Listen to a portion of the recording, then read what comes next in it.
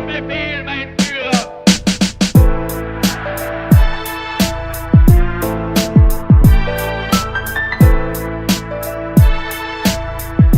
Gouvernement Sama Lukonde II, processus électoral en cours, insécurité en République démocratique du Congo, question de société, développement. Mesdames et messieurs, merci et bienvenue dans Face à l'opinion. On reçoit ce jour un acteur politique de taille, aussi un grand artiste, mais un homme qui n'est plus à présenter, un homme qui fait déjà parler de lui depuis bien longtemps. Nous recevons, mesdames et messieurs, pour vous en exclusivité sur Congo Buzz Télévision, Lexus Légal. Bonjour, monsieur Lexus Légal. Bonjour, monsieur Dan. Un plaisir de vous avoir. Vous avez l'air d'aller mieux, de mieux en mieux qu'à l'époque de Kabila. Ça veut dire quoi, ça? Il y a un comparatif? Vous avez un comparatif par rapport à ça? Non, je suis toujours le même. Je continue de me battre. Je continue de faire en sorte de ne pas sombrer, de garder en vue les objectifs. Et voilà. Rien de plus normal.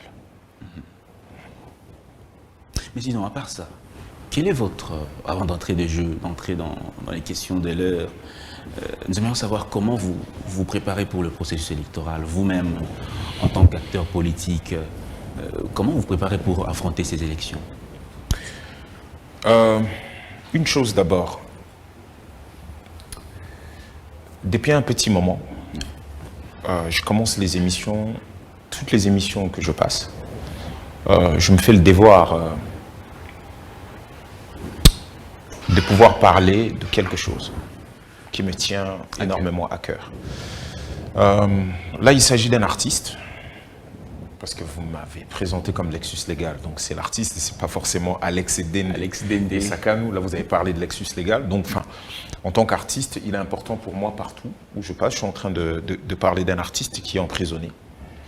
Il s'appelle Idenko Delcat. Il est à la prison centrale de Munzenze, à Goma. Il a écopé des 10 ans de prison ferme par les tribunaux militaires. Je crois que c'était le 17 décembre 2021. Tout simplement pour avoir chanté une chanson. Ils sont deux à être en prison. Un a écopé des 2 ans. Et l'autre, enfin, celui pour qui je suis en train de militer maintenant, Idenko Delcat, des 10 ans de prison. On lui reprocherait quoi? Outrage au chef de l'État. Incitation à la rébellion, enfin, du peuple, ou démoralisation des troupes. Mais bon, 10 ans de prison pour un artiste. Nous demandons la libération de M. Idenko Delcat. Pour nous, c'est un prisonnier d'opinion. Nous nous rappelons que M. Félix, il n'y a pas très longtemps, était à Genève et disait qu'en fait, ici au pays, il n'y a plus les prisonniers politiques et autres. Nous rappelons que M. Idenko est victime de son engagement dans la chanson, qui peut être un engagement politique ou un engagement, on va dire, social, peu importe. Mais il a été enfermé aujourd'hui parce qu'il a chanté, parce qu'il a dit ce qui lui passe dans son esprit, parce qu'il vit dans ces milieux-là. Il a vu une bonne partie de sa famille se faire décimer par cela, et donc ce qu'il est en train de dire est légitime. Et nous disons qu'il faut impérativement libérer M. Idenko. Donc le peuple qui est en train de nous regarder, la population qui nous regarde un peu de partout, parce que je sais c'est une chaîne qui porte énormément, humblement nous demandons à ce que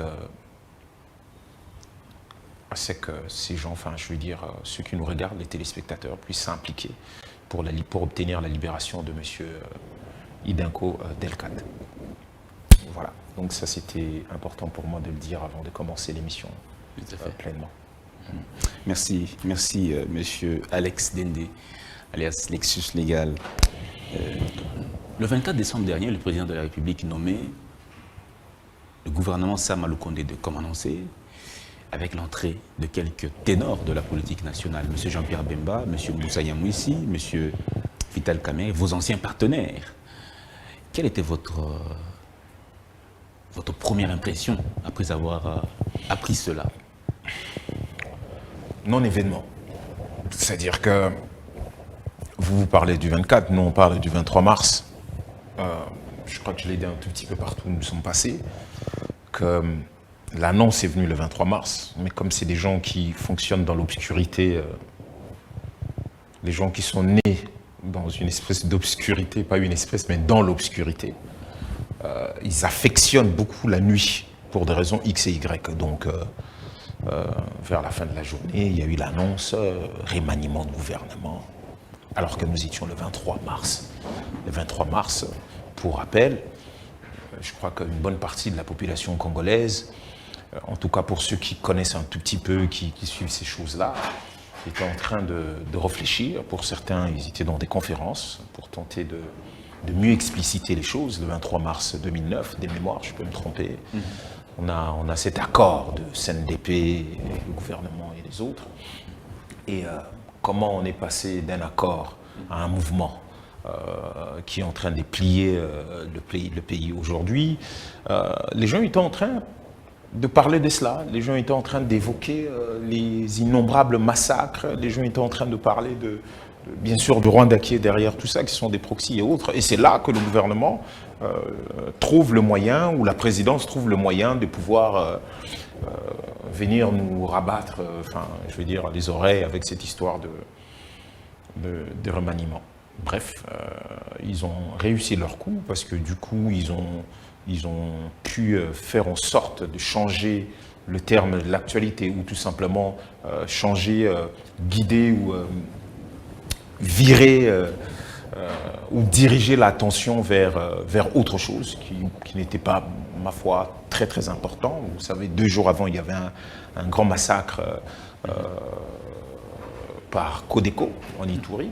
Et là, nous nous retrouvions avec cette histoire de remaniement. Donc pour nous, c'était un non-événement. Maintenant, vous avez dit... Mais il s'agit des candidats phares qu'on a connus en 2016, qui se sont retrouvés à Genève, et pas des moindres, Moussa Nyamwisi, Vital Kamerhe, Jean-Pierre Bemba, des gens, on dira Moussa Nyamwisi et Jean-Pierre Bemba, qui vous ont porté jusque même pendant la campagne électorale, jusqu'à même à l'élection. Ils ont même contesté avec vous. Bon, peut-être qu'il faut nuancer un tout petit peu le rôle de Moussa dans le cas.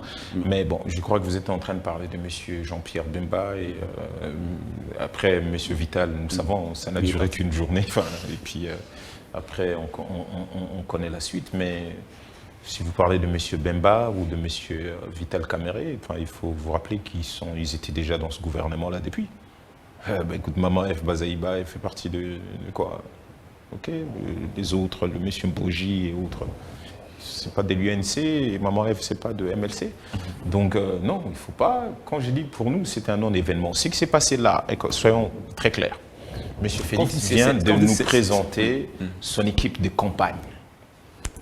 Première lecture. Au-delà que c'est le 23 mars que l'annonce a été faite. C'est quand même assez fort. Ces grands hommes qui ont occupé des fonctions aussi importantes dans ce pays. Et alors, ça change quoi? Occuper des fonctions, le pays est dans l'état qu'il est, cela veut dire quoi? Cela veut dire qu'ils ont fait des choses tellement incroyables que nous deux aujourd'hui, nous nous retrouvons dans une situation où nous sommes bien, ou que ces peuples qui sont en train de pleurnicher, ou les gens qui sont en train de se faire massacrer maintenant. Non, il ne faut pas... Oui, ils ont un parcours, ça nous le savons. Et dans ces parcours-là, il ne faut pas oublier que pour la plupart... quand on dit le mot repris des justices, j'espère que ce mot est très très bien employé. Donc si vous dites des grandes choses, alors ne perdons pas des vues la partie rébellion, ne perdons pas des vues la partie gestion du projet 100 jours, s'il faut l'appeler comme ça, parce que ça a été totalement dit et redit, et nous savons. Donc oui, ça fait partie de leur parcours. Nous, quand nous disons que on vous accuse de vous rapprocher événement et que ces gens étaient déjà dans le gouvernement d'une certaine manière. Combattu pendant plusieurs années, vous vous êtes rapproché d'un bloc patriotique. C'est l'une des raisons d'ailleurs qui a fait partie... Je ne comprends pas le lien avec le bloc patriotique. Justement, excusez-moi. Ce sont les alliances qui se font et se défont. Je tente de vous donner les impressions. Bemba était avec vous, il vous a quitté, maintenant il est avec Félix Tshisekedi. Vous étiez avec lui-même aussi, et aujourd'hui, vous êtes un peu allié avec lui, Joseph Kabila, qui vous avez combattu dans le bloc patriotique. Excuse-moi. C'est ce dynamisme politique-là que... Excuse-moi, ne vous mêlez pas les pinceaux, vous parlez de bloc patriotique, vous avez demandé les impressions que je n'ai même pas encore terminées, vous nous sortez Joseph Kabila allié. Si vous dites qu'on a été allié avec Jean-Pierre Bemba, vous avez vu l'acte d'alliance avec Joseph Kabila? C'est quoi cette histoire où vous êtes en train de... c'est de coq à l'âne. Mais bon, bref, je reviens dans ce que j'étais en train de dire, dans les impressions que je n'avais pas encore totalement. S'il vous plaît, est-ce que je peux vous arrêter, avant de poursuivre, je peux vous arrêter. Est-ce que vous n'avez pas été à un moment avec Joseph Kabila dans le bloc patriotique? Et vous avez vu l'acte de l'alliance, vous avez vu le document signant les alliances, et c'était sur quel projet politique? Enfin, c'était... de quoi vous êtes en train de parler là quand vous dites ça? Vous avez vu ça ou... Non, c'est moi qui pose des questions. Non, mais après, moi je vous donne mes réponses. Soyez pas les questions, enfin, moi je vous donne mes réponses.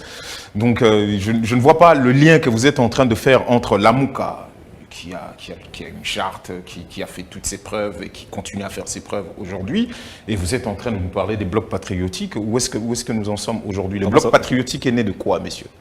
De l'article 64. Après, tout Congolais a répondu. Pourquoi vous ne faites que eux? Mais il y avait aussi Ensemble à l'intérieur, alors qu'Ensemble était à l'intérieur de l'Union sacrée. Ça aussi, vous le saviez ou vous ne le saviez pas?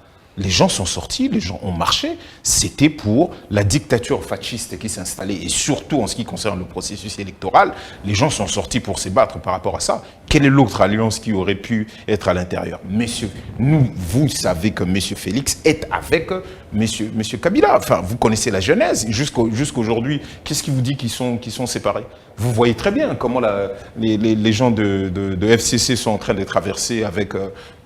non, ce n'est pas la question. Je crois qu'on était en train de parler... Du gouvernement Sama 2. Mais je crois qu'on puisse éclaircir certaines à choses. chaque fois, ce que vous êtes en train de faire, c'est quoi? Oui.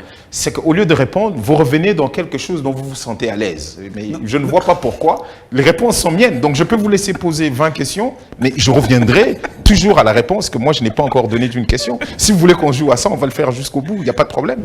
Non, allez-y. Non, je vous écoute. Non, a priori, vous ne voulez pas et que vous voulez que j'aille dans une direction. Il n'y a pas de problème. Non, pas de... Allez-y. Vous êtes en train de parler du gouvernement Sama Lukonde, que vous trouvez, pour vous, c'est un non-événement, justement. Non-événement, pour nous, c'est une équipe des campagnes maintenant qui a accès de manière encore beaucoup plus directe au trésor public.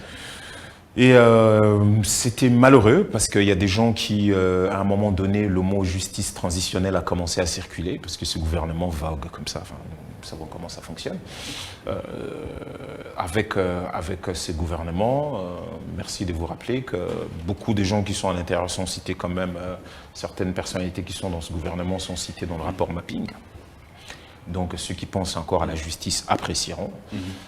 Je l'ai dit aussi un tout petit peu partout, le travail que fait l'IGF, qu'on brandit à chaque fois, a fait un grand travail, mais qui est toujours buté.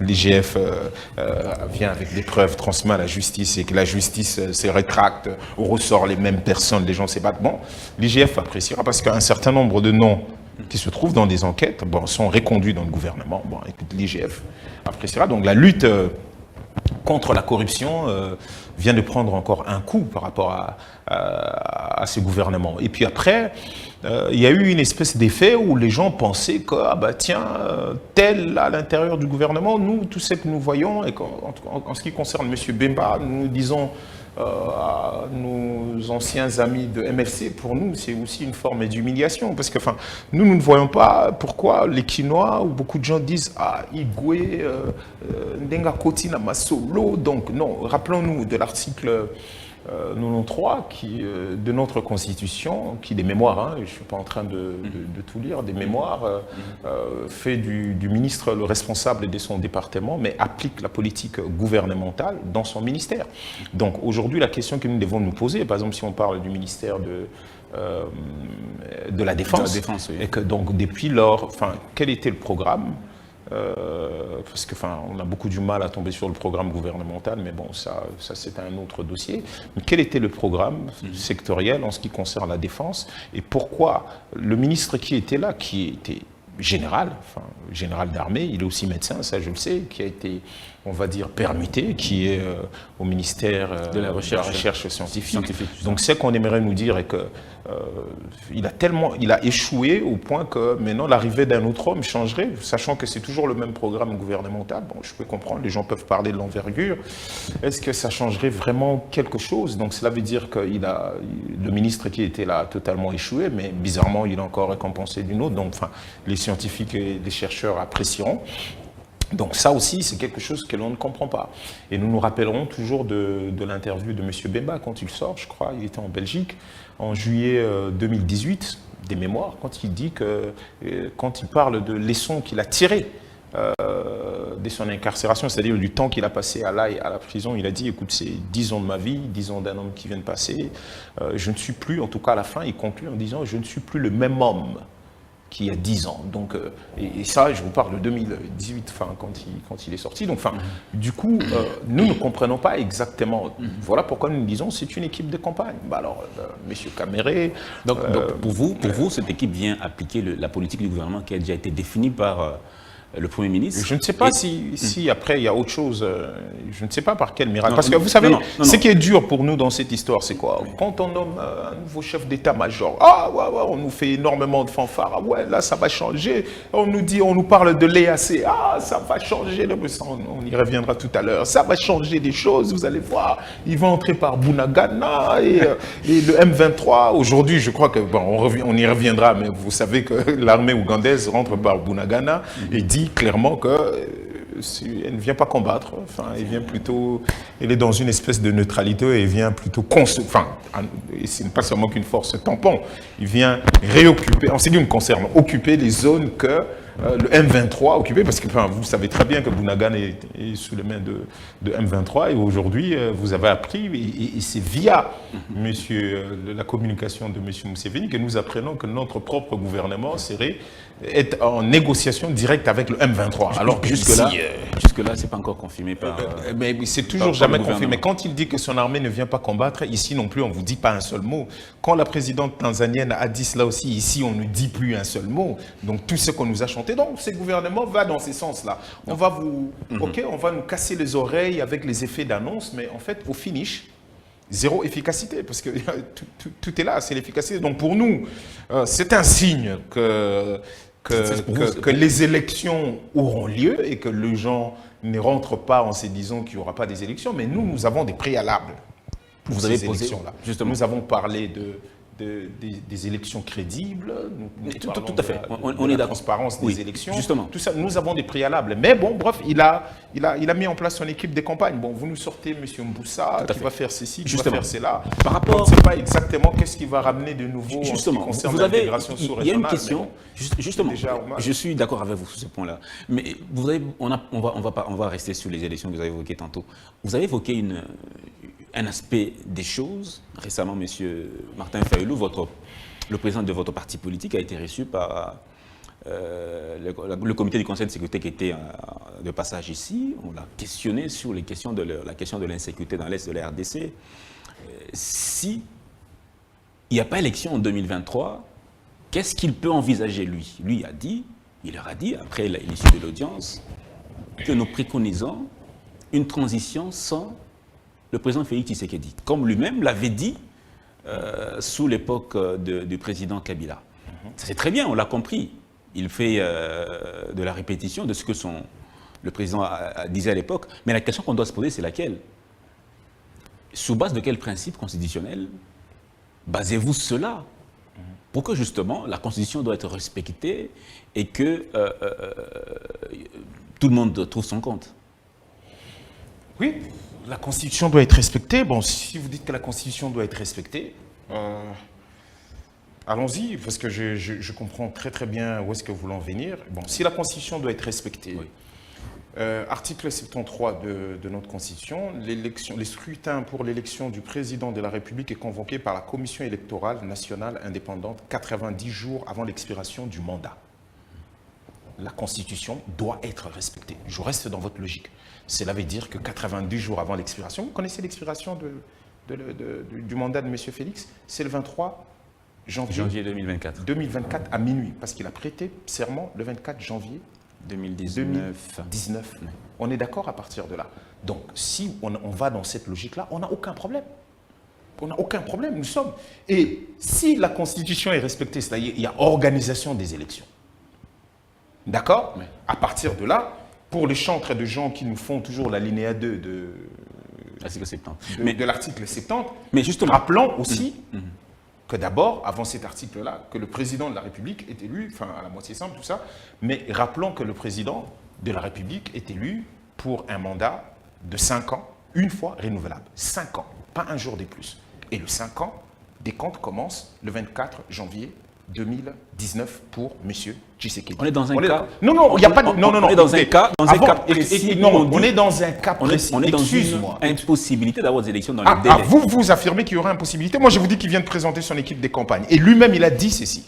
Lui-même, il a dit ceci. C'est une hypothèse. Dernière. Non, non, c'est pas une hypothèse. C'est une hypothèse. Excusez-moi. Il a dit, lui-même, il a dit ceci. L'insécurité peut hypothéquer le processus électoral. Il Merci l'a dit. beaucoup. Et ça c'est dans quel article de la Constitution, ça? Vous avez cet article-là où vous conditionnez l'organisation de l'élection au retour de la paix. Vous avez cet article?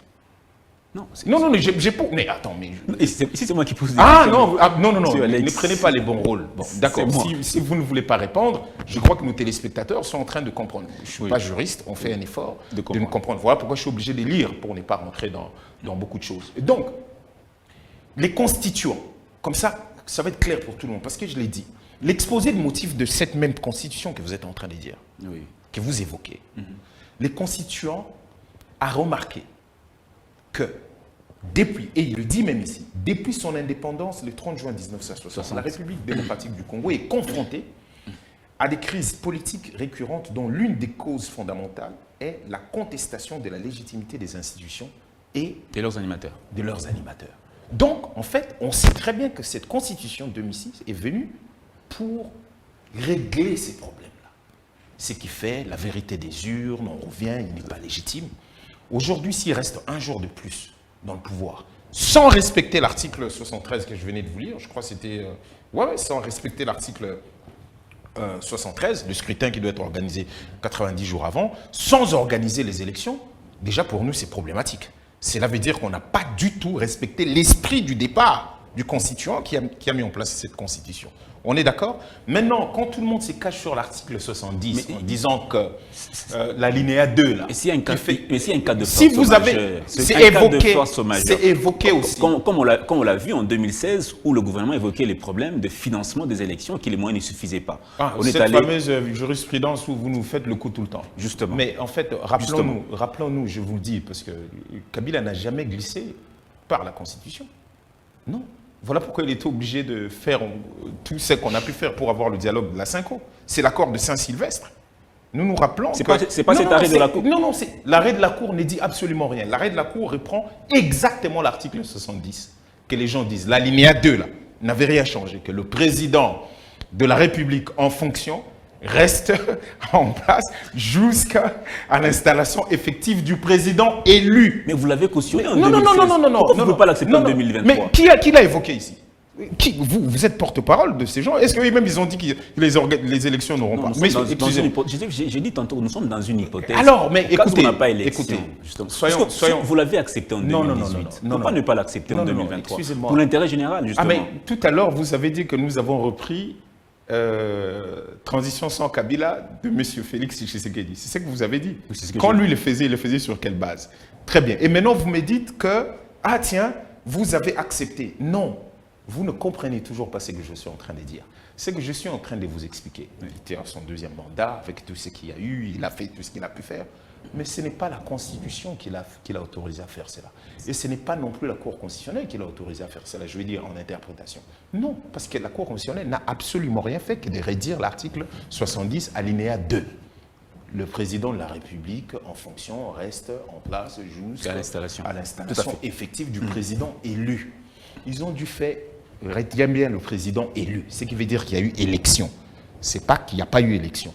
Mais retenons bien que c'est l'accord de Saint-Sylvestre, tout à fait, appelé accord de Saint-Sylvestre, qui a permis que cette histoire arrive jusque-là. Et la preuve, quand on nomme M. Tshibala Premier ministre, parce que Kabila avait la majorité, mais quand on nomme maintenant quelqu'un de l'opposition Premier ministre d'après ces accords-là, on évoque aussi l'accord de la Synco, d'accord, de Saint-Sylvestre dans la nomination de M. Tchibala.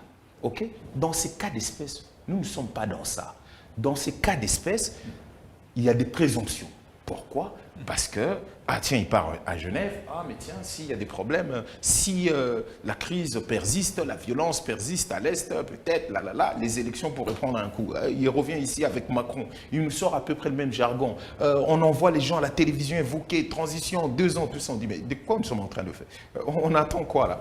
Et on voit le processus électoral que nous, depuis le début, nous en appelons à des pourparlers pour qu'on trouve un consensus. Monsieur Lex, excusez-moi, vous êtes d'accord avec moi que depuis le début, nous en appelons à cette consensus. Tout à fait.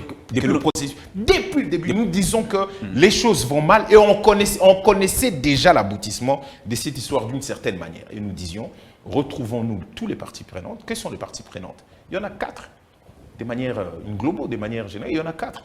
Il y a l'Union Sacrée. C'est clair. Il y a c'est l'aboutissement de il y a, excuse-moi, il y a comment, FCC. Bon, FCC, ok. Et puis, il y a la société civile. Donc, si on se retrouve, on part des... Quels sont les termes de référence de ces partis? Ce n'est pas le partage du pouvoir. C'est uniquement parler de la loi électorale, revoir cette loi. C'est parler de la CENI, de la composition du bureau, et parler de la Cour constitutionnelle. Nous, les histoires de pouvoir ne nous intéressent pas. S'il vous plaît. Non, uniquement pour remettre sur les rails. Pour remettre sur le rail. À ce stade, vous allez parler encore du bureau de la CENI, qu'on puisse encore revoir le bureau de la CENI. À ce stade. C'est toujours ça. S'il vous plaît. En fait, pour cette faiblesse... Est-ce que vous voulez vraiment les élections? Regardez, attends, maintenant vous me posez la question si nous voulons les élections. On vous dit que... Tout en question. On vous dit qu'en décembre, excuse-moi, en décembre, c'est les élections. À partir de là, il n'y a pas de problème. De quoi nous sommes en train de parler? De quel glissement nous sommes en train de parler? Donc, vous ne pouvez pas émettre des hypothèses et rester sur d'autres et vous dites que non, est-ce que vous voulez encore des élections? Soyez cohérents avec vous-même. Est-ce que nous, cette histoire-là, nous avons commencé à en parler aujourd'hui, le problème que la CENI a aujourd'hui, notre coordination des opérations électorales de la MOCA, la COEL, depuis quand nous parlons de problèmes qui impactent la CENI? On a parlé des problèmes de machines. On a parlé de problèmes de... On veut voir... On a parlé des problèmes de gens mal formés, tout ça. Il a reconnu tout ça. On a parlé de la corruption qui est à l'intérieur. Monnayage de cartes. On a tout dit. Bien avant ça déjà, en novembre, le président avait déjà fait une conférence sur ça. Tout à fait. Pour démontrer les débuts de la fraude électorale qui commence par l'enrôlement. Aujourd'hui, nous y sommes. Maintenant, tout le monde est à peu près d'accord avec nous parce que nous avons déjà parlé de ça. C'est tous ces problèmes qu'il fallait évoquer dans un cadre. Le président parlait de la fraude, le président de la République. Le président élu Martin Fayoulou a fait une conférence, messieurs, où on a démontré avec des calculs clairs de la fraude, de la première étape de l'opérationnalisation de la fraude, qui était l'enrôlement. Aujourd'hui, nous y sommes. Nous y sommes. Regardez, en termes des nombres de machines, en termes des gens qui doivent être enrôlés, tous les problèmes que nous avions déjà évoqués, c'est là depuis le début. Mais aujourd'hui, dans l'ère opérationnelle numéro 2, vous savez, à part Kinshasa, j'ai dit bien à part Kinshasa, Monsieur Alex, en ce qui concerne ère opérationnelle numéro 2, numéro 3, personne ne connaît les adresses. Si Martin Fayoulou, prenons une question de façon tout à fait simple et directe. Vous parlez de fraude électorale qui a commencé déjà depuis la nomination du bureau et toutes les opérations qui ont suivi après. La conférence s'intitulait, tout à fait. Le nom était l'opérationnalisation de la fraude électorale. D'accord. Première étape, l'enrôlement. Au cas où M. Martin Fayoulou est déclaré vainqueur de ces élections, puisque vous contestez déjà les opérations, vous parlez de fraude déjà électorale qui est déjà en train de préparer. Si M. Martin Fayoulou est élu président de la République, allez-vous accepter ces résultats? Donc vous êtes d'accord quand même dans le si, là, dans votre supposition et hypothèse, vous êtes d'accord quand même qu'il y aura des élections? Et que tout ce qu'on venait de parler tout à l'heure, parce que jusqu'à là, je ne vous avais pas répondu sur c'était sur quelle base nous en appelions à une transition sans M. Félix Tshisekedi si les élections ne sont pas organisées. On n'a pas encore trouvé une solution. On n'a pas encore répondu à ça. Non, parce que comme on enchaîne. Maintenant que vous êtes dans l'autre aussi, on fait quoi? On répond quand même par rapport à ça ou maintenant on saute, on arrive? Parce que vous cherchez une forme de base juridique. Maintenant que je vous ai sorti un certain nombre d'arguments qui l'imposent, qu'il faut qu'il y ait élection et des bonnes élections. Parce que c'est ce que tout le monde est en train de dire, des bonnes élections, c'est-à-dire crédibles, inclusives, la transparence, et apaisées. Maintenant, à partir de là, vous ne revenez plus sur ça. Vous ne cherchez plus pourquoi on va faire transition sans M. Tshisekedi et que vous ne vous rappelez plus que vous avez dit que nous avions copié, nous avons fait ceci. Justement, nous y sommes, justement. Mais c'est une question supplémentaire. Je crois que nous sommes toujours en train de parler de la même chose.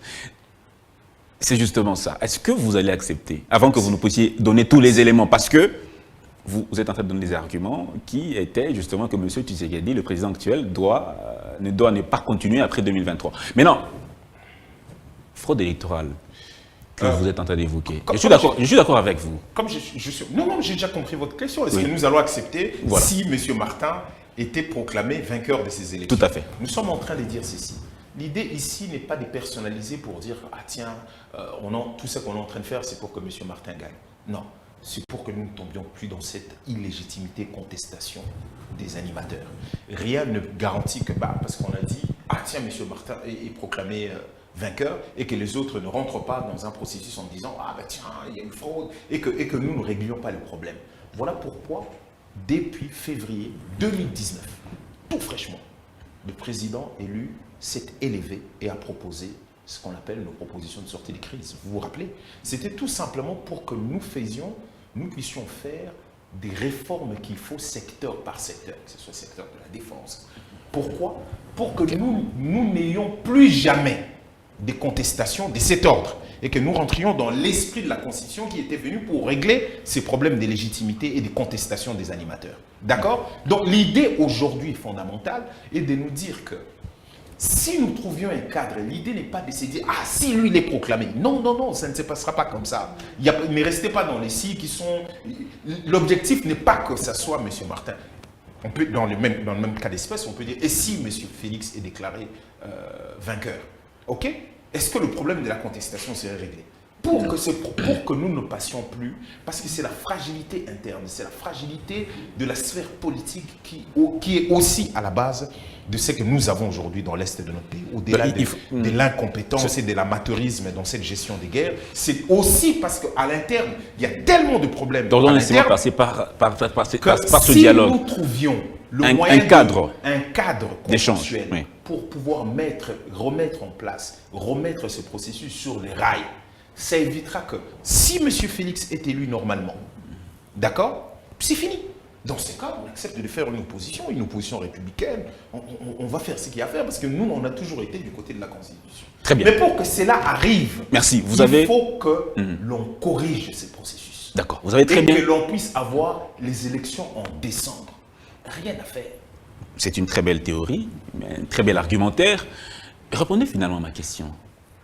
La question que vous avez voulu répondre, à laquelle vous avez voulu répondre tantôt.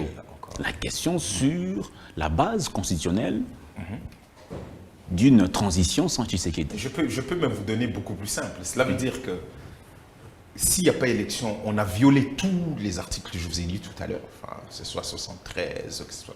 Donc, comme le constituant a voulu que tout, parce que je peux aller plus loin, hein, peut-être que vous ne savez pas. Par exemple, l'article 103, on dit les députés nationaux est élu pour 5 ans, les députés 105, les députés provinciaux, tous, c'est bien codifié. Très bien codifié. Oui. Cela veut dire qu'à partir de là, c'est sur quelle base? Parce que le mandat est de 5 ans. C'est ce que le constituant, on va dire, c'est ce que le peuple a accepté. Au bout de 5 ans, on tombe encore dans... On a totalement violé la Constitution, on n'a pas organisé les élections pour des raisons fallacieuses, on ne sait plus. Qu'est-ce qui arrive dans ces cas? Ce qui arrive dans ces cas est réglé, est totalement réglé dans ce qu'on appelle l'article 64. Je donne un exemple, ça peut constituer une base, c'est réglé. Cela veut dire quoi? Que dit l'article 64? Tout Congolais a le devoir de faire échec à tout individu ou groupe d'individus qui prend le pouvoir par la force ou qui l'exerce en violation des dispositions de la présente Constitution. Qui l'exerce en violation des dispositions de la présente Constitution. À partir de là, ça ouvre beaucoup de choses. Nous, on est encore beaucoup plus sympa en disant que ça va être une transition sans lui. Parce que du coup, il y a eu tellement de viols. Là, vous êtes en train de donner, vous êtes en train de justifier le fait que s'il n'y a pas élection, le pouvoir tombe en illégitimité totale. Merci beaucoup. Justement. S'il n'y a pas élection. L'option 1, c'est qu'il y a des élections. Tout à fait. Et eux-mêmes n'ont pas dit qu'ils n'allaient pas organiser des élections. Ils n'ont pas dit ça. Voilà, donc du coup, il faut qu'on sache dans quoi nous sommes en train de réfléchir. Parce que justement, on est en train de passer le temps sur une question qui, je vous ai dit tout à l'heure, en ce qui nous concerne, cette équipe est une équipe... Des campagnes. Des campagnes. On se comprend à partir de là.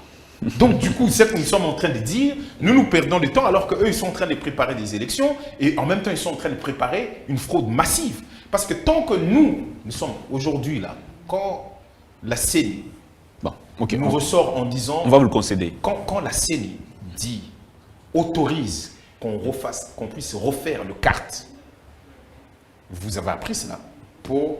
vous ne saviez pas Non, ça. mais justement. Vous ne savez, dans l'ère opérationnelle numéro 3, les cartes ne sont pas de bonne qualité, il faut refaire des cartes. La question serait ceci. Donc, ces machines-là... J'aimerais qu'on puisse clore ce chapitre-ci. Ces machines qui sont dans cette ère opérationnelle ne sont pas forcément les mêmes qui sont à Kinshasa, sachant que toutes ces machines sont fabriquées par... comment on appelle la société Meru System. Alors, je suis d'accord avec vous.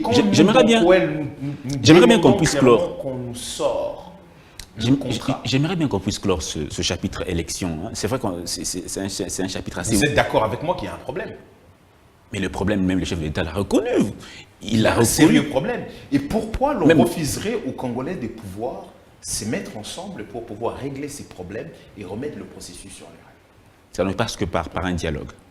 Mais nous disons depuis longtemps, nous qui ne voulons pas entrer au pouvoir, nous qui avions... Parce qu'à l'époque, même déjà quand le président élu avait sorti des propositions de sortie de crise, M. Félix avait dit clairement qu'il peut aller au Parlement.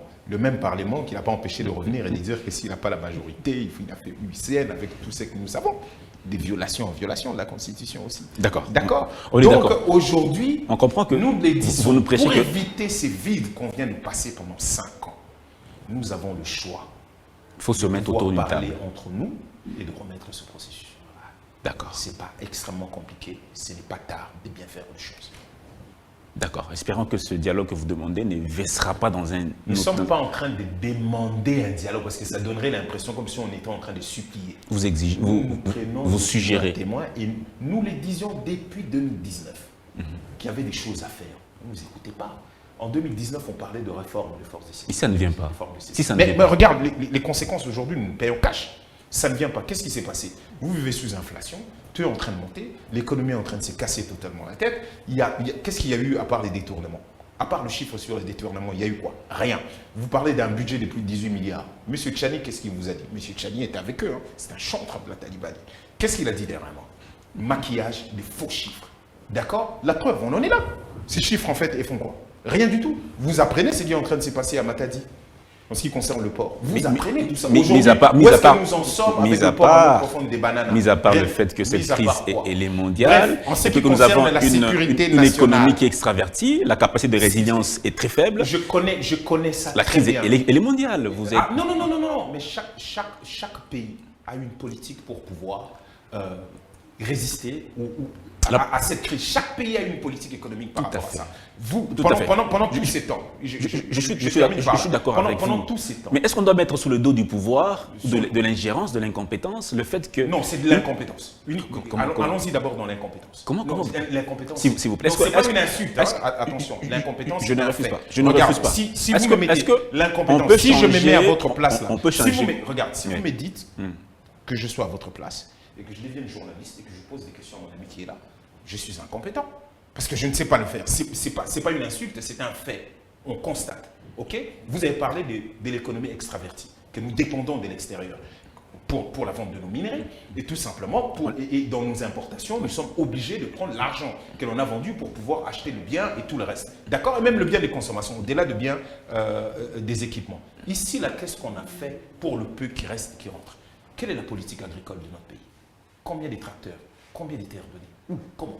Alors, si on arrête cette blague où on nous a sorti une théorie économique. Mais tous ces efforts, il fallait je suis d'accord avec vous. Publier le taux à la télévision. Je suis d'accord avec vous. Et tout d'un coup, ça baissait. Ici, à l'extérieur, le taux de change baissait. Mais ça, c'est des incohérences terribles. Je suis d'accord avec vous. Je ne suis même pas en train d'évoquer ça. Je suis d'accord avec vous. Quand vous parlez d'incompétence, est-ce que dans un laps de temps de 4 ans, où nous avons une économie qui est totalement, comme vous l'avez dit vous-même, extravertie, la capacité de résilience est très faible, tout ce que nous consommons vient de l'extérieur, l'importation bat son plein, le taux de chômage, on n'en parle même pas. Est-ce que dans un laps de temps de 4 ans, on peut prétendre devenir forts comme ceux qui ont eu le temps de bâtir leurs économies sur des bases assez solides. Soyez franc avec vous-même. Je suis franc. Connaissez-vous le nom du programme ou le projet de société de M. Félix Tshisekedi, le projet avec lequel il est parti battre campagne? Vaincre la pauvreté, monsieur. Vaincre la pauvreté.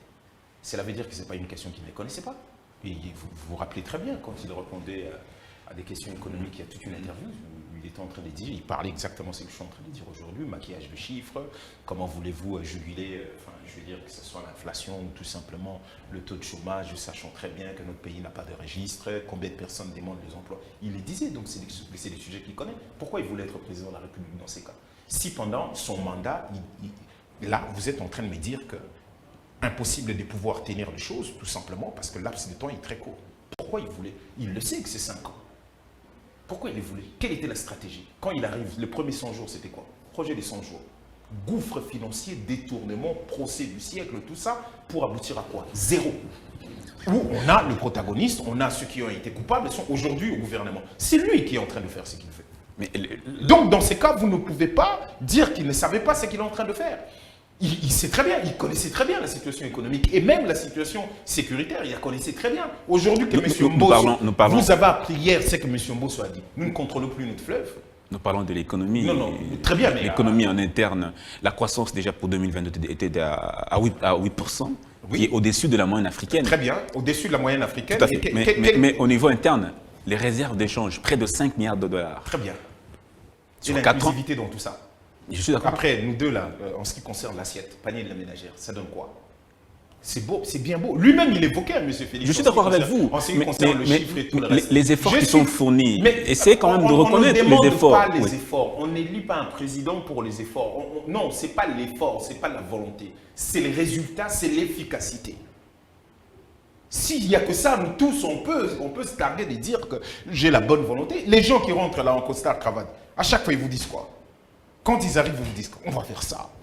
Notre pays est trop humilié. Enfin, on va... Ils ont la volonté de vouloir faire les choses. Après, c'est dès qu'ils voient l'argent, dès qu'ils voient tout ça, et tout ça change. C'est de ça qu'il s'agit. Ici, il n'y a pas question de volonté, il n'y a même pas question d'intelligence. Parce qu'on a tellement de gens intelligents. Il y a des gens qui vont rentrer ici, ils vous sortent des chiffres. N'oubliez pas, le chiffre que vous venez de donner, il ne faut pas oublier l'autre versant. L'autre versant, c'est à peu près 5 millions d'enfants malnutris qui vivront avec des séquelles terribles, parce que ça, c'est aussi des chiffres de ce que vous venez d'évoquer. Il faut évoquer aussi ces statistiques-là.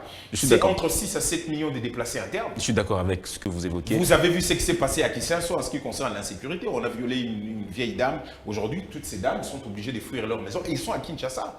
Vous avez vu ce que M. Mbosso, vous avez entendu ce que M. Mbosso a dit ici au plateau de Bateke. À Kwamou, tout ce qui est en train de se passer. Notre fleuve qu'on ne contrôle pas, les marins qui ont été tués. Monsieur Lectif, mais tout ça, ça fait un tout. Monsieur Alex, le gouffre dans lequel ce pays se trouvait en 2018, est-ce que vous pensez qu'il était facile aussi de résoudre tous les problèmes dans tous les secteurs? Est-ce que vous... Vraiment juste un petit secteur. Lequel? N'appelons pas petit secteur, mais ça a été une petite réponse qu'il a donnée. C'est un grand secteur, parce que c'est même vital. C'est important pour notre survie en ce qui concerne l'armée. Vous savez ce qu'il a dit quand il est arrivé? Qu'il a trouvé une armée. Qu'est-ce qu'il a fait de l'armée qu'il a trouvée? Pourquoi on n'arrive pas à combattre? Pourquoi il y a accalmie aujourd'hui? Pourquoi on massacre les gens comme on est en train de massacrer aujourd'hui?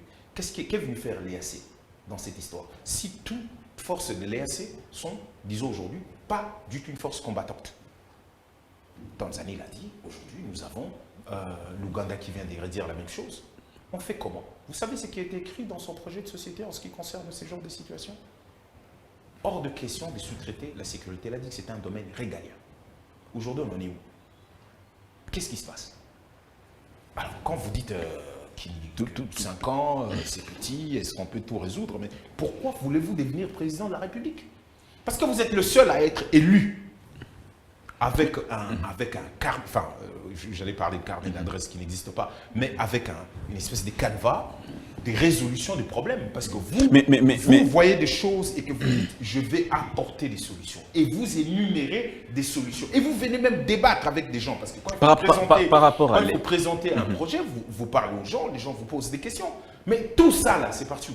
Justement, je parlais d'un héritage, du passif. Cela veut dire que ces passifs-là, oui, il en était tellement au courant qu'il a mis en place son projet de société. Après, il a décliné son programme d'action Parce qu'il sait qu'il a hérité de ses passifs. Mais justement, c'est le même passif où il a parlé de l'armée. Vous êtes d'accord avec moi? Je suis d'accord avec vous. Il a trouvé une armée. Bon, bref, aujourd'hui qu'on nous dise... Je suis d'accord avec vous.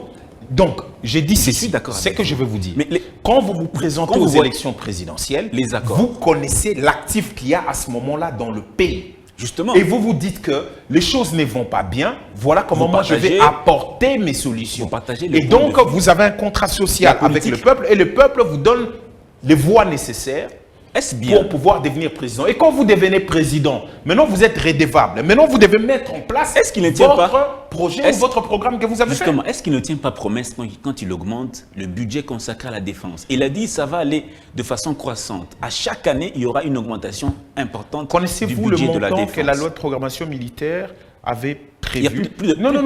Prévu pour que notre armée monte en puissance. Avez-vous l'idée du chiffre?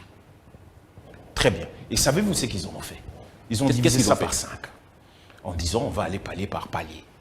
D'accord? Et nous nous retrouvons dans ce qu'on est. Quand vous dites que vous avez un budget de 16 milliards et que l'armée, pour monter notre armée en force, on dit écoutez, on a besoin de 5 milliards. Je donne comme ça des globaux. Et que vous dites non, on va aller par palier. Et qu'après quelques temps, M. Mbata nous vient à la télévision et commence à invectiver l'armée. Ah, mais ici, vous ne pouvez pas quitter l'Est, l'argent n'arrive pas ici, alors que lui-même, il peut même organiser. Il ne faut pas se dédouaner des responsabilités.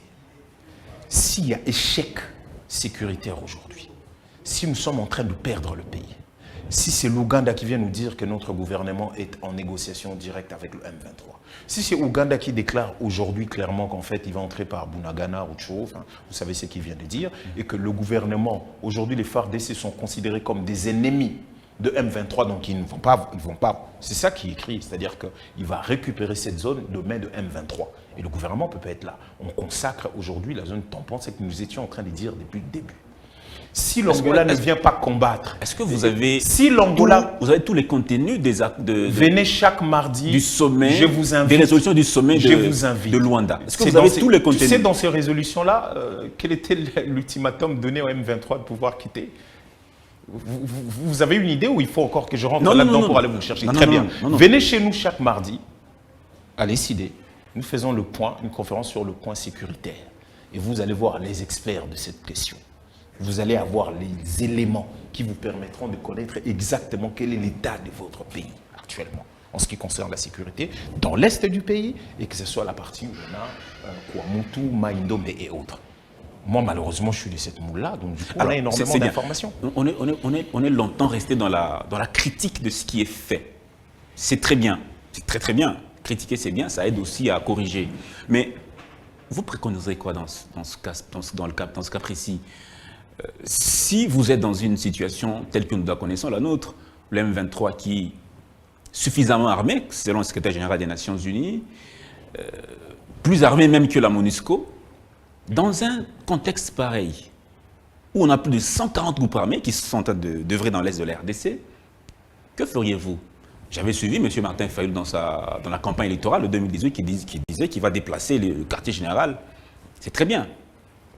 Mais à part ça, quelles sont les actions que vous pouvez faire pour résoudre cette situation d'insécurité que vous-même vous dénoncez d'être un complot international? Que feriez-vous concrètement? Nous ne dénonçons même pas d'abord, avant tout, que ce soit un complot international, parce que la diplomatie agissante nous a dit beaucoup de choses, a promis beaucoup de choses, et jusqu'à la pchit, partout, aucune condamnation, et on revient toujours dans ce qu'on avait dit, c'est au niveau interne qu'il y a la solution. Au niveau interne, nous revenons seulement. Nous revenons d'abord dans ce qu'on avait dit. Je suis Martin Fayulu qui a dit... En ce qui concerne les propositions de sortie des crises, nous avons parlé des réformes. Aujourd'hui, quand vous êtes en train de nous dire, nous avons dit que nous devrions parler au niveau interne pour pouvoir trouver d'abord nos propres solutions ici, avant d'y aller. Tous les pays du monde nous reviennent en disant, vous avez suivi ce qui s'est passé au Conseil de sécurité, tous ceux qui ont parlé ont parlé de la responsabilité congolaise sur le fait de pouvoir réorganiser son armée. Son armée, pendant 4 ans, on a fait quoi?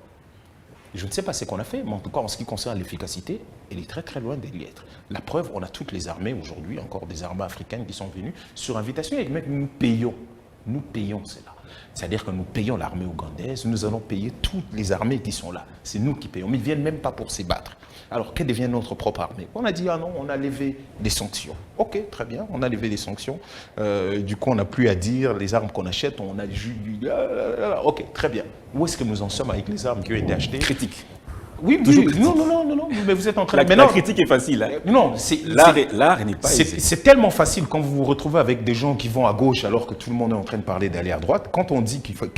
maintenant, le monde entier leur dit que la solution est d'abord au niveau interne, réorganiser l'armée et tout le reste, une solution politique. Non, là, ce n'est pas une critique. Là, on vous dit des choses nettes, que vous avez échoué en termes de diplomatie.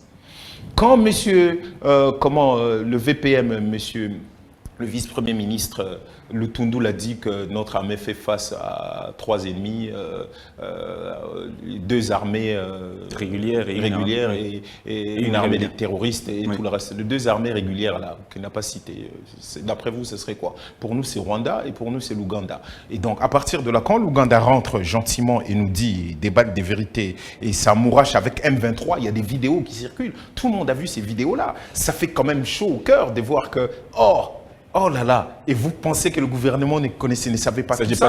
Donc, en fait, nous, en ce qui nous concerne, nous n'allions pas venir ici pour faire copain-copine avec M. Kagame. Ça a été déjà l'erreur fatale dès le départ. On nous a frappés comme des malpropres ici. Nous avons été arrêtés, un peu comme tous nos jeunes qui ont été arrêtés, interpellés aujourd'hui lors d'une manifestation de la vie chère. Hein, vous voyez, ils ne sont même pas en train de se battre en disant « Félix, dégage ». Non, juste rappeler que c'est devenu intenable. On les a tous arrêtés aujourd'hui. Je ne sais pas si vous le savez. Bref, on va voir s'ils vont être relâchés. Mais ils ont été arrêtés, exactement. Mais nous, on a été frappés, arrêtés, molestés, insultés, haineux. Vous êtes contre... comment on l'a appelé à un moment? Kalanji, ou je sais pas. On l'avait même surnommé ici. Erreur fatale. Donc aujourd'hui, maintenant, on a signé des accords commerciaux. On a ramené le pays dans l'EAC. Alors qu'on avait dit non, ce ne sont que nos ennemis pour la plupart qui sont là. En tout cas, ce ne sont que nos ennemis. Pour la plupart de l'EAC. Non, je n'ai pas dit.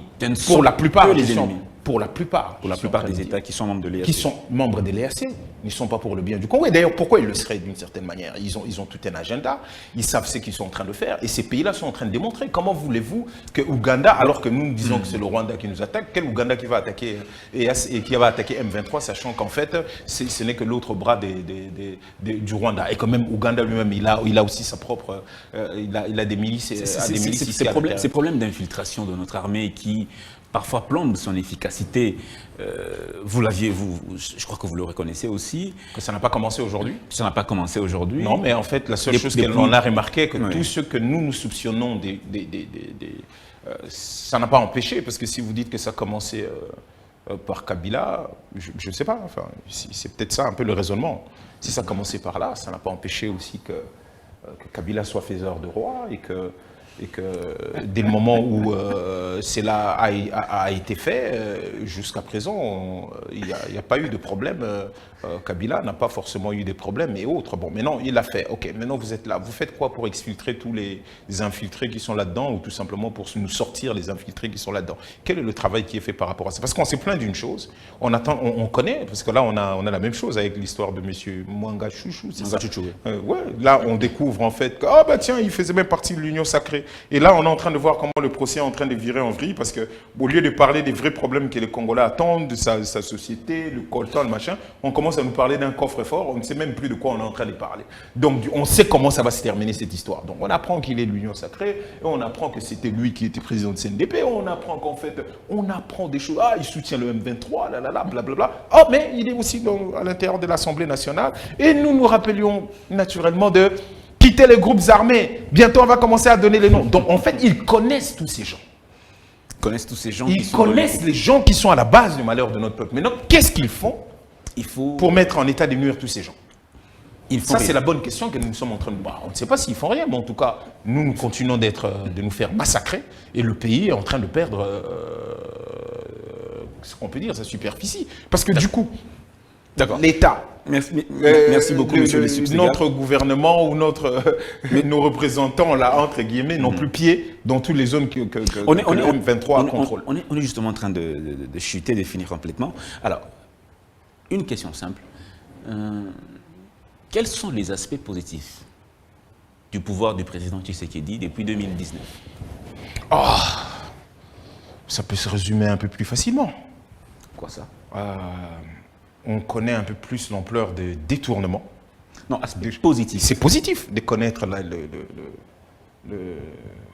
l'ampleur de détournement des gens autour de lui. Donc c'est extrêmement positif. Je trouve que c'est quelque chose qui est bien. J'estime. Vous parlez par ironie. Vous parlez par ironie. Non, messieurs. Des faits clairs. Soyons sérieux. Vous me posez une question, je vous réponds. Positive. Vous me posez une question, je vous réponds. De la nation. Pourquoi vous parlez de l'ironie? J'ai l'air de quelqu'un qui cherche à faire rire les gens ou me faire rire moi-même? Pas du tout. Ben non, ça n'a rien de l'ironie. C'est même pas de la maïotique que je suis en train de vous répondre. Net. Je vous parle. C'est un aspect positif. Chez Kabila, on connaissait peut-être pas tout. Actuellement, nous connaissons autour de M. Félix des gens qui ont détourné, et qui sont là, et que l'on voit. Et certains sont reconduits, certains sont juste partis au frais. Des gens ont été arrêtés, des gens ont été sortis par grâce présidentielle. L'argent n'est jamais retourné. Avec M. Félix, nous avons appris ce que c'est que... Vous vous rappelez le RAM? C'est pas positif, ça. Mais c'est positif parce qu'en fait, d'un autre côté, c'est des choses qui se passent devant vous. L'IGF, on a vu une espèce de réactivation. Voilà. C'est que vous avez appelé volonté. Voilà, jusqu'à là, ça produit quoi? Zéro. C'est-à-dire que l'IGF présente des gens. Bien sûr que l'IGF ne nous présente jamais des rapports de tout ce qui se passe à la présidence, enfin, des grands projets, des tout. Non, ça, c'est pas son problème. Mais bon, bref. Pour le peu qu'il arrive à faire, M. Alinguetti, il présente. Et qu'est-ce que la justice fait de tout ça? Mais non, sans justice, de quelle positivité voulez-vous parler? Tous les gens que l'on met, on présente à la justice des faits, voilà. Bon, écoute, nous avons enquêté, écoute, M. Dan a pris ça a été détourné. Ok, nous avons le dossier, ça va à la justice, Bérésina. Et même personne sort. On nous a bassiné les oreilles ici, là, avec l'histoire de la SNEL. Tout le monde est sorti. Tout le monde est sorti. Il s'est passé quoi? C'est la même chose, on sort des choses comme ça. Ah, à un moment donné, on nous avait dit, ah non, nous les passés, on ne va pas fouiner, tout ça. Quand on nous sort maintenant le contrat chinois. Bah, voilà pourquoi le président, il lui a dit aujourd'hui, a tweeté, sur faire attention, le pays est en danger. Et que ces régimes, M. Félix est passé, maître dans l'art de la diversion. Président élu. Dans l'art de la diversion. On est dans des problèmes extrêmement sérieux, mais on nous sort toujours des choses incroyables. Ah non, la congolité. Ah, mais messieurs, soyons sérieux. Vous pensez que nous allons perdre du temps? Merci. Alors que le pays est en train de partir, alors que nous avons un processus électoral qui est en train de virer, et vous nous sortez à ce moment-là, la proposition de loi Tchani, c'est une distraction. Mais pourquoi? Si vous êtes aussi bons que ça, s'ils sont aussi sincères, mais qu'ils attendent qu'on passe les élections et qu'ils ressortent ça comme ça, tout le monde va réfléchir à froid. Pourquoi ils savent? On est là, on est dans une espèce de rouleau compresseur, on nous attaque. Ses amis, hein, enfin, les Kagame et machin, nous attaquent. Les Ougandais, les Cécis. Mais pourquoi vous mettez ça sur le dos du pouvoir pendant que Noël Tchani n'est même pas proche de l'union sacrée de la nation? Parfois, il critique même le pouvoir en place. Noël Tchani n'a rien à voir avec le pouvoir en place. Ce n'est pas la même majorité qui a rejeté cette loi, maintenant qu'on l'a inscrite. En 2021, ce n'était pas le même, hein, peut-être que je peux me tromper. Donc en 2021, ce n'était pas le même, et maintenant ils ont accepté que ça puisse être réinscrit. Et vous dites que non, il n'y a pas de pouvoir. Comment cela peut être fait si la majorité... Non, écoutez, non. De toutes les façons, en ce qui me concerne, c'est un projet, c'est une proposition, c'est une diversion, c'est une blague de mauvais goût qui n'aboutira nulle part. Et en fait, cela permet tout simplement d'éluder d'autres problèmes. Vous avez appris ce qui s'est passé au Katanga? Les jeunes qu'on a massacrés, où on retrouve le corps. Vous avez appris cette histoire-là? Les enquêtes sont en cours pour déterminer les circonstances de leur décès. Ici, les enquêtes sont toujours en cours. Pour le moment, ici, les enquêtes sont toujours en cours. C'est de ça que l'on parle. Quelle justice le peuple d'abord? Quelle économie le peuple d'abord? Quel résultat? Quelle sécurité? Il n'y a rien du ministère de l'Intérieur, mais vous allez voir, à chaque fois quand il y a un petit souci, quand M. Félix invite ses amis ici, l'armée, enfin on va dire les GR, commencent à régler la circulation. Les GR règlent la circulation. Le Koulouna exponentiel. De quoi vous êtes en train de nous parler? Merci beaucoup, M. Lexus Légal. On vous a reçu dans votre peau d'opposant, on a compris votre argumentaire. Peut-être vaut mieux m'appeler résistant, monsieur. Résistant? Ouais, peut-être nous appeler résistant, ça correspond un tout petit peu mieux à ce que nous sommes. Pas opposant. Non, opposant. La résistance n'est pas connue dans la Constitution. Je sais, vous êtes journaliste, mais je vous donne un tout petit peu la vraie nature de notre combat. Nous, on parle de la résistance. Sinon, on n'a jamais perdu les élections. Comment voulez-vous qu'on soit dans les jeux opposants? Mais vous êtes journaliste et vous respectez un certain nombre de choses. Je respecte aussi. Merci beaucoup, monsieur. C'est moi. Alex Dende, Nexus Légal. La diversité d'opinions engendre la lumière, justement. On reconnaît. On vous laisse vous exprimer en toute liberté et franchise. Vous n'avez pas heurté les sensibilités, mais vous avez été franc avec vous-même. Et donc, nous vous disons grandement merci. Bah, ici, il ne s'agissait pas de heurter des susceptibilités, il s'agissait de dire des choses. Maintenant, si les gens sont heurtés, ça c'est eux. Moi, quand je vois les autres en train de parler, nous sommes heurtés aussi. Enfin, mais cela ne change absolument rien. Nous ne venons pas changer leurs propos. Cette liberté est garantie dans la Constitution. D'accord. Merci beaucoup. On espère que ce n'est pas la dernière fois qu'on vous reçoit chez nous ici, en tout cas. Non, non. J'espère que Dieu nous donne vie. Le combat continue. Mesdames et messieurs, que Dieu nous donne vie. Le combat continue. Le combat, pas seulement de décider, mais le combat justement de la restauration de l'intégrité territoriale, de la paix partout dans l'Est de la RDC et même dans l'Ouest. Le combat du social, le combat justement des élections apaisées, crédibles, que nous voulons tous. Merci de nous avoir suivis. À la prochaine et bonne suite des programmes.